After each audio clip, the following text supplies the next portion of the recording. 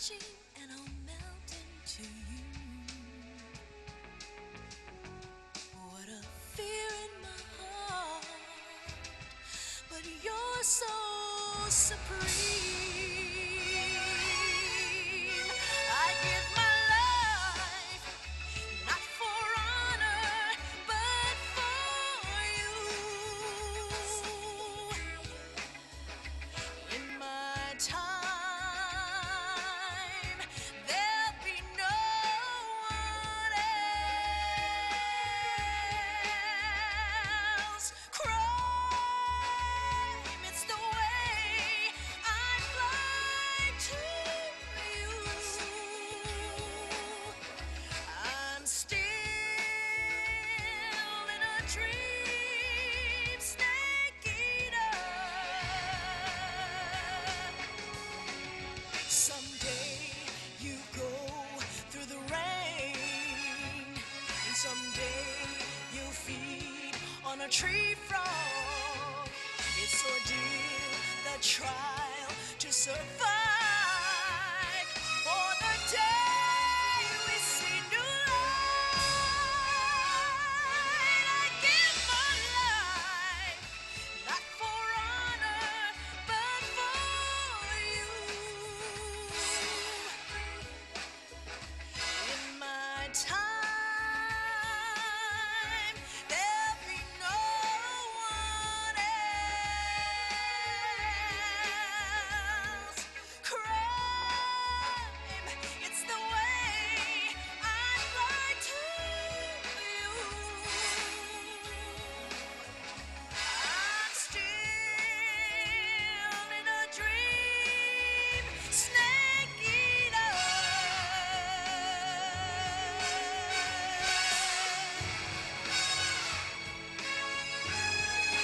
I'm still in a dream, snake eater.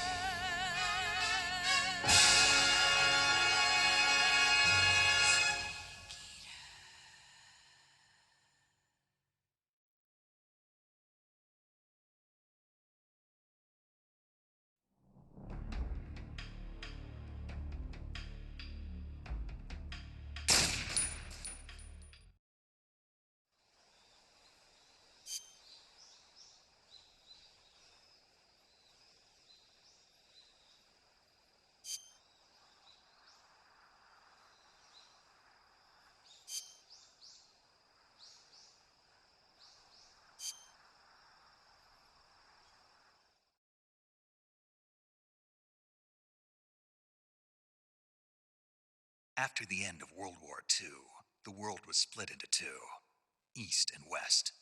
This marked the beginning of the era called the Cold War.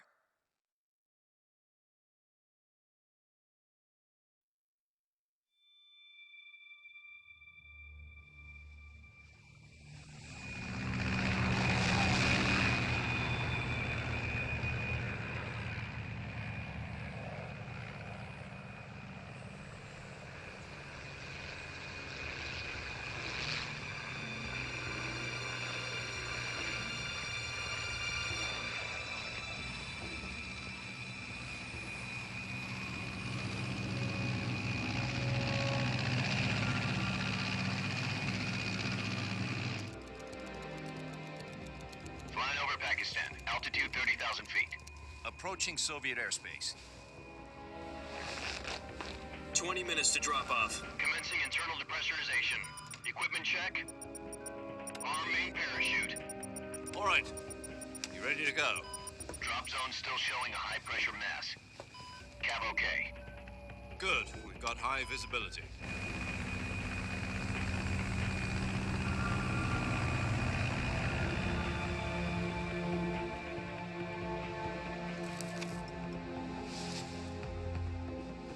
Put out that cigar. Connecting oxygen hose to interior connector. Put on your mask.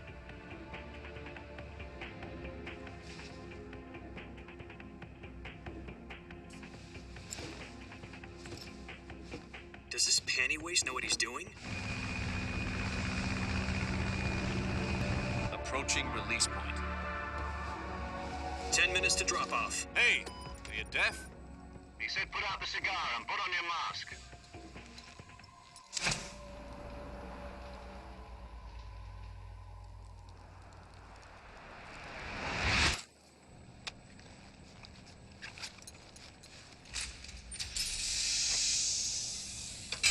Depressurization complete. Checking oxygen supply. 6 minutes to drop off. Opening rear hatch.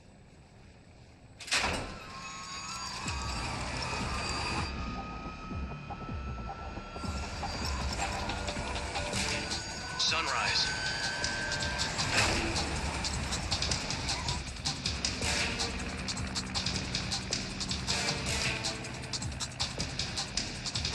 External temperature minus 46 degrees Celsius. 2 minutes to drop off. Stand up. You'll be falling at 130 miles per hour. Try not to get frostbite from the wind chill.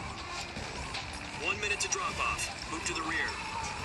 Activate bailout bottle. This is one for the history books. The world's first halo jump. 10 seconds to drop off. Stand by. Status okay. All green. Prepare for drop-off. Countdown.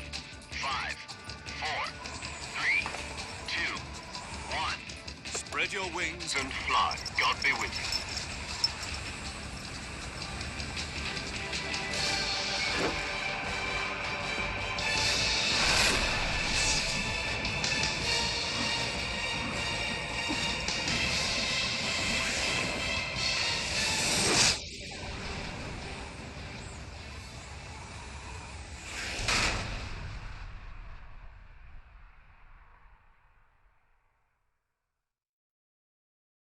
Jack, I've got some important news.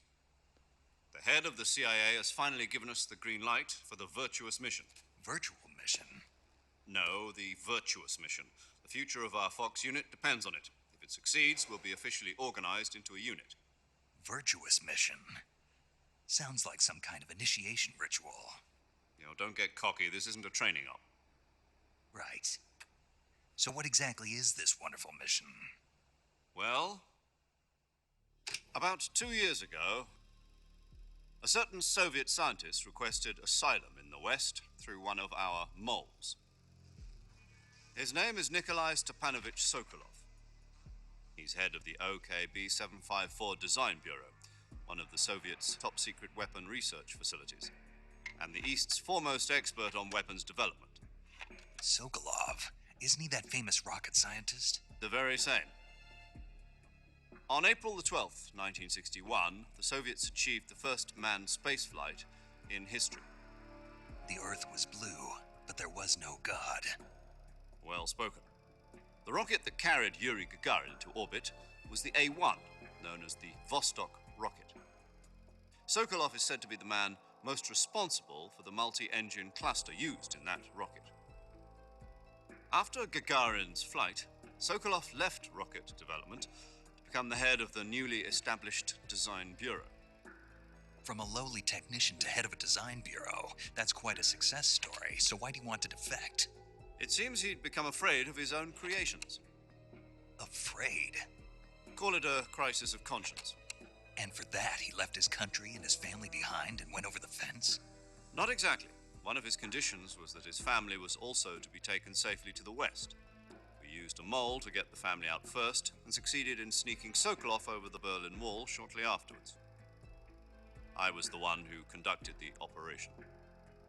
The security on the eastern side was still full of holes back then. Then what? We got Sokolov over in one piece, but the whole ordeal had left him exhausted, and we checked him into a hospital in West Berlin. It took him 2 weeks and more than 600 miles to get from the research facility in the Soviet Union to Berlin. He was in no condition to say anything coherent. And it was only a week later that we had something much bigger on our hands. The Cuban Missile Crisis. October the 16th, 1962, President Kennedy received word that the Soviets were in the process of deploying intermediate-range ballistic missiles in Cuba. The President demanded that the Soviets dismantle and remove the missiles. At the same time, he announced a naval blockade to prevent further missile shipments from reaching Cuba. But the Soviets didn't back down, instead placing their armed forces on secondary alert. Soviet transport ships carrying missiles continued on course towards Cuba. US and Soviet forces went on alert for an all-out nuclear war. Frantic negotiations were conducted through the UN's Emergency Security Council and unofficial channels to end the hair-trigger standoff. Finally, on October the 28th, the Soviet Union agreed to remove its missiles from Cuba, and so the world avoided a nuclear holocaust. But in order to get the Soviets to pull their missiles out, we had to make a deal. You mean the one where the US agreed to remove its IRBMs from Turkey? No. The Jupiter IRBMs deployed in Turkey were obsolete, and we were going to get rid of them anyway. They had no strategic value whatsoever to either the US or the Russians. The Turkey deal was a ruse, a cover story that was fed to the other intelligence agencies around the world. So what did the Russians really want? Sokolov. They wanted us to return Sokolov. You mean the Soviets pulled out of Cuba just to get their hands on Sokolov? That's right. What the hell was he working on? At the time, we had no idea. We were running out of time. It was either give up Sokolov or risk full-scale nuclear war. In the end, we had no choice. President Kennedy gave in to Khrushchev's demand. The next day, I got Sokolov out of the hospital, handing him over to agents on the eastern side. Sokolov kept on screaming, "Save me," until he disappeared from my sight. Then, a month ago, we received some new information from one of our moles. About Sokolov? Yes. He was taken back to the research facility and forced to continue working on the weapon in question under KGB supervision. What's more, it's on the verge of completion.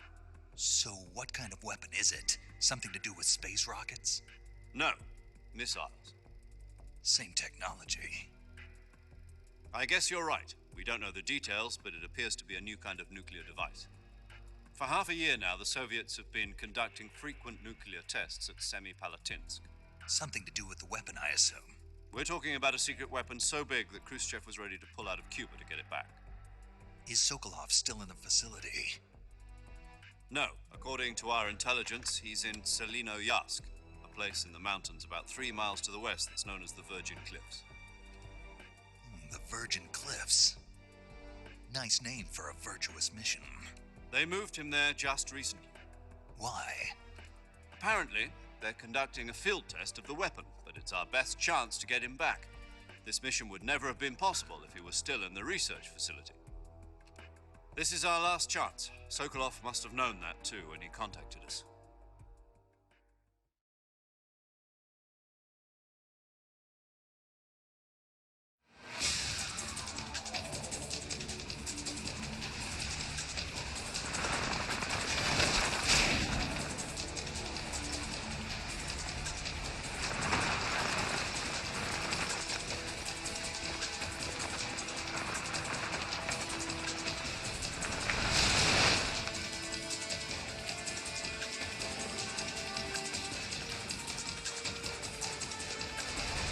Listen up, Jack. Your mission is to infiltrate Selinoyarsk in the Soviet mountains, ensure the safety of Sokolov, and bring him back to the west.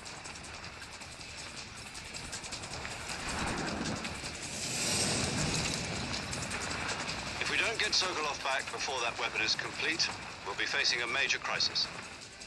The clock is ticking.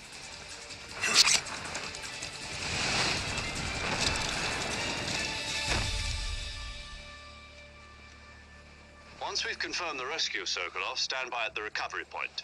A recovery balloon will be dropped at that point. Helium will be pumped into the balloon to inflate it. The process takes about 20 minutes. Once it's complete, the gunship's arm will latch onto the balloon and pull it up. The Fulton surface-to-air recovery system. I'm familiar with the theory. Take it easy. It's been combat-proven. Do you think Sokolov is up to it? The shock will be less than during a parachute jump, and the arm can handle up to 500 pounds. So you're planning on going over the border in a single combat talent? She's equipped with 2 6-barrel 20mm Vulcan cannons, as well as 2 40mm machine guns. Sounds like she could hold her own against a battalion of tanks. Even with the fuel in the reserve tank, we're facing a 4-hour time limit. If all goes well, it shouldn't take more than a few hours. Home in time for dinner. But if anything goes wrong, you'll be eating dinner, breakfast, and all the rest of your meals in the jungle.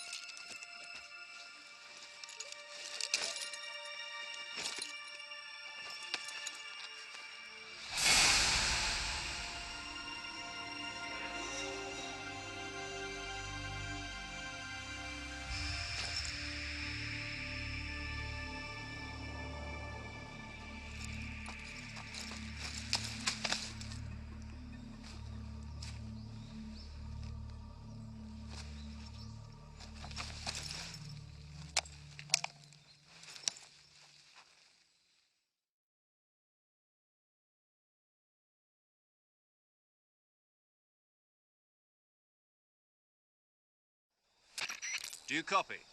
You're already in enemy territory, and somebody might be listening in. From here on out, we'll be using code names to refer to each other. Your code name for this mission will be Naked Snake. I'll be referring to you as Snake from now on. You're not to mention your real name. Snake? What, you don't like snakes? What do you mean? You've eaten one before, haven't you? In survival training? I'm glad to hear that. I don't know if I'd ever order one in a restaurant, but... Be careful, you might not have a choice. What about you, Major? What should I call you? Let's see. I'll be Tom. Call me Major Tom. This will be a sneaking mission. You must not be seen by the enemy. You must leave no trace of your presence. Is that clear? This kind of infiltration is the Fox unit's speciality. In other words, weapons and equipment are procure on site. That goes for food as well. You're completely naked, just as your name implies. Great.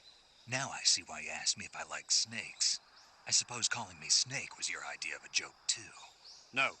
There's a good reason for that. I'll tell you later when the time is right. Gotcha. Getting back to the subject, how exactly am I supposed to feed myself? You've been issued a knife and a tranquilizer gun. Use them to hunt for food. You'll also find some medical supplies in your backpack. Yeah, about the backpack. I lost it in a tree on the way down. I see. Well, you'd better go back and get it then. You know where it is? No problem. I can see it from here.